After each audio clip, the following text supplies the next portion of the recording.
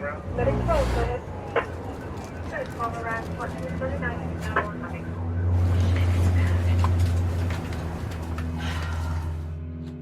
Dawn and her team of emergency service volunteers arrive at the scene of a head-on collision on the remote stretch of a Nevada highway. They are hours from the nearest hospital. Today, we're going to be talking about rural hospitals in the United States and how they're shutting down, and there is a giant problem and a strong correlation with Republican legislatures refusing to expand Medicaid. Now, we all know that expanding Medicaid saved lives. We also know that not expanding Medicaid has cost lives. It's a political thing that Republican legislatures have decided to do because expanding Medicaid and opting into Obamacare marketplaces would mean socialism, I think, despite the fact that the Affordable Care Act was a Heritage Foundation program that is a market-based insurance program, and I would probably consider it conservative. It is more about the preservation of a private healthcare marketplace rather than socializing healthcare and making it so that every American can get free healthcare at the point of entry. Now, a National Bureau of Economic Research working paper published last week found that the decision of 14 states not to expand Medicaid under the Affordable Care Act cost approximately 15,000 lives. Here is the paper that you guys can take a look at if you would like. Medicaid and mortality, new evidence from linked survey and administrative data. But it turns out there's more to the political bargain that these red states made when they decided to opt out of federal funding for Obamacare, again, exclusively because it was socialism or because it was not politically viable for them to do so or because it was Barack Obama's plan or whatever. So let's take a look at that. Hold on.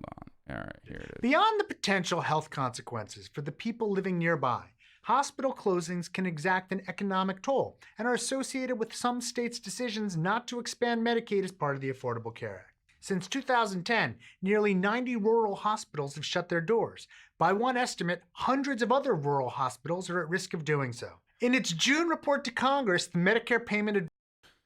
So, turns out that according to a new investigation by the Pittsburgh, KS, and Gatehouse News, we are leaving billions of dollars on the table. 72% of rural hospital closures since 2010 happened in states that didn't expand Medicaid. Kansas took the worst hit with 64% of its hospitals losing money. 5 of its rural hospitals have closed, and the margin of profitability is minus 0.1%. And the decision to expand Medicaid obviously isn't the only factor affecting probability. That's why I said it's a strong correlation. There are states which expanded Medicaid who are still suffering. Kentucky expanded Medicaid, but 4 of its hospitals have closed. 34% of the remaining hospitals are losing money, and the margin of profitability is just 0.9%.